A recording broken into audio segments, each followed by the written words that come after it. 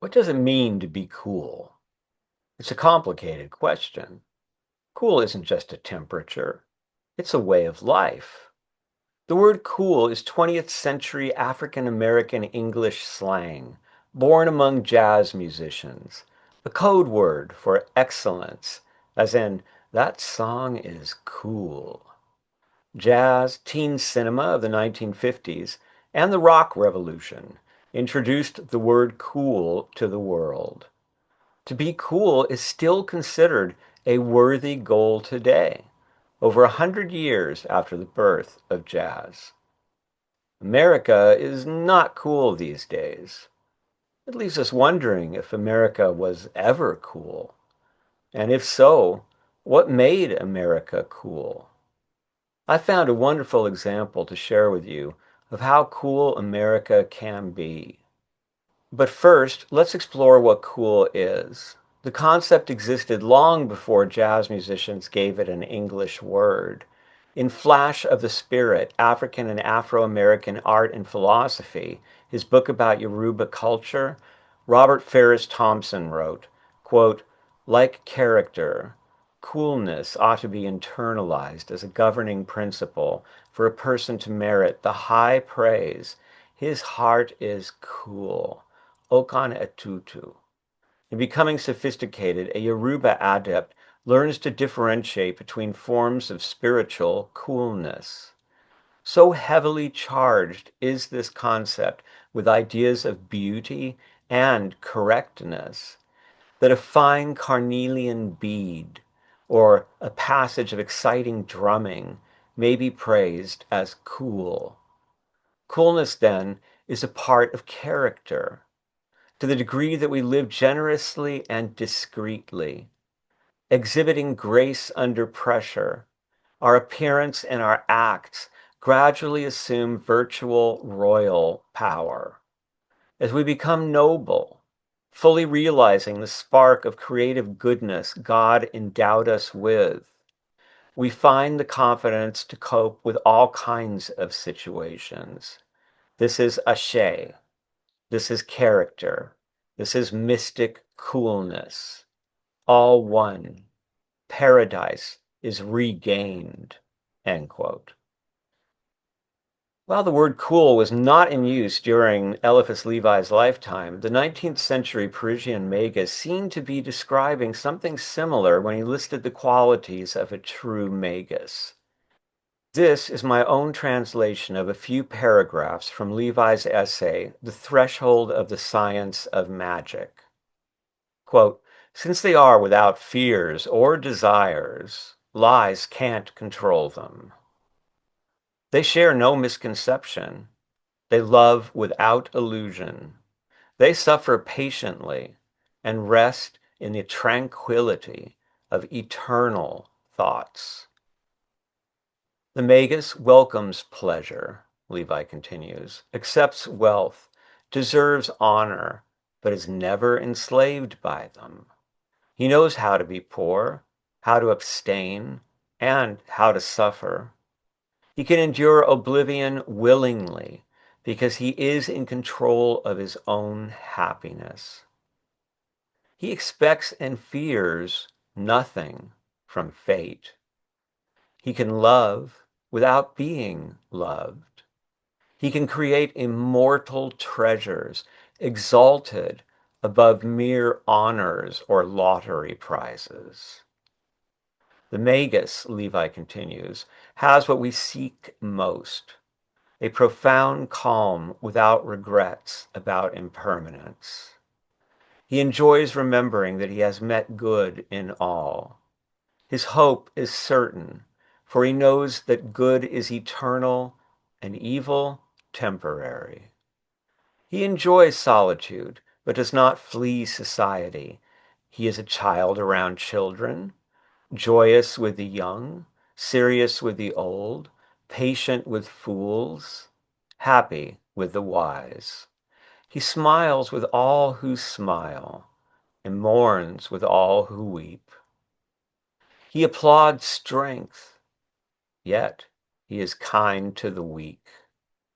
The magus offends no one, So he has no need to forgive, having never thought himself offended. He pities those who misunderstand him, and he watches for ways to help them. By kindness alone, he avenges himself on the rude and ungrateful. Unquote. Pretty cool. Now that we have a better idea of what cool is, it's time for that example of what makes America cool I mentioned earlier. Our story begins in a place called Congo Square. Here's what the writer Michael Ventura wrote about what is nothing less than a sacred site for American musical history. The place where Marie Laveau, the voodoo queen of New Orleans, danced.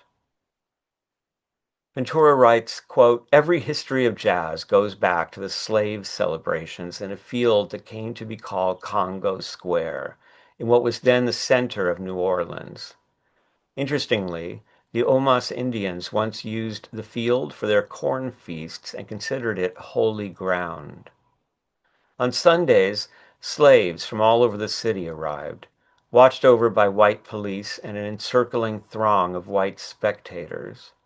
The festivities were described in writing by fascinated and shocked spectators again and again. One of the best is from Henry Edward Durrell, written in 1853, the heyday of the Congo Square dances. Upon entering the square, Durrell wrote, "The visitor finds the multitude packed in groups of close, narrow circles of a central area of only a few feet, and there in the center of each circle sits the musician, astride a barrel, strong-headed, which he beats with two sticks to a strange measure incessantly, like mad, for hours together, while the perspiration literally rolls in streams and wets the ground. And there labor the dancers, male and female, under an inspiration of possession, which takes from their limbs all sense of weariness, and gives to them a rapidity and a duration of motion that will hardly be found elsewhere outside of mere machinery." End quote.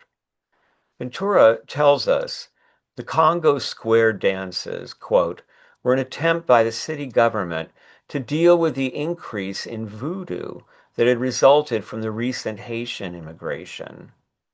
It was feared that voodoo meetings were being held to work sorcery against whites and perhaps to plot revolution. So in 1817, the municipal council forbade slaves to congregate for any reason, including dancing, except in designated places on Sundays." End quote. This is the way of things, Ventura continues.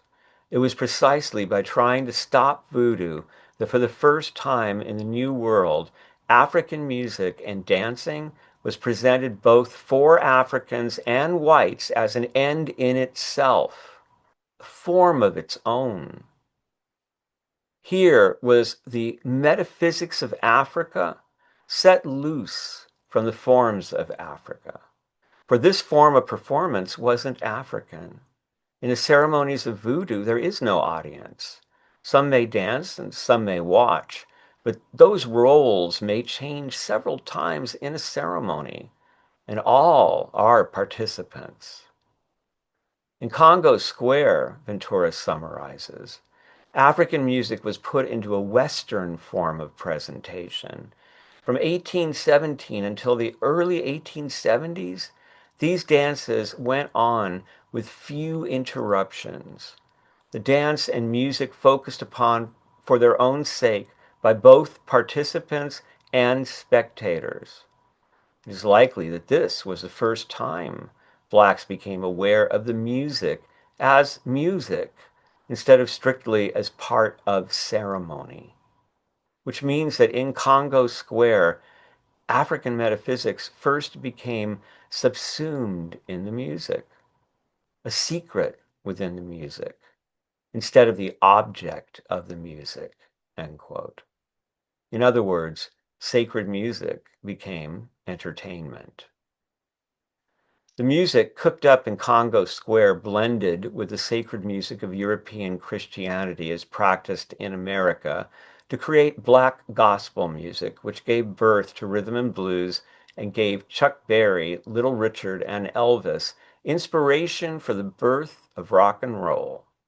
But here's another primal way these two traditions combined. So here, representing European Christian hymn singing, we have a rather common progression in early American gospel music. G, F, D minor, C. This descending solemn melody was meant to encourage repentance and awe of the Almighty.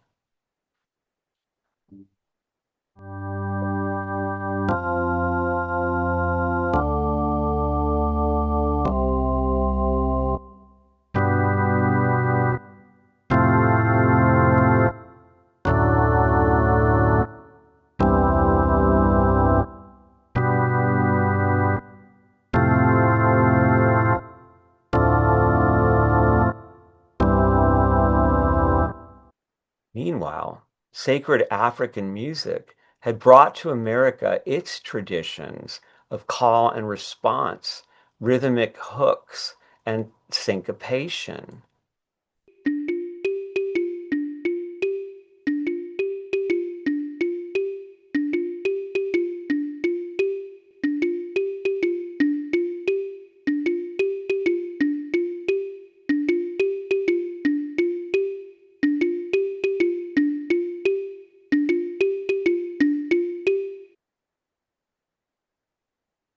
Now we combine these, and what will we hear?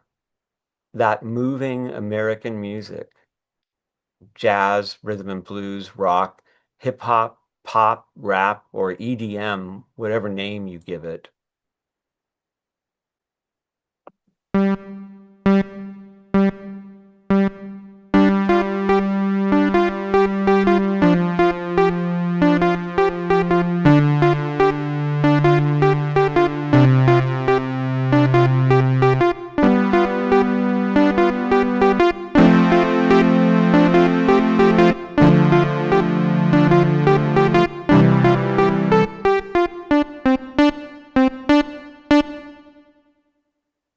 You can hear the vitality of American diversity in America's music, the hybrid of European and African music and metaphysics inspired a great wave of secular songs that changed the world.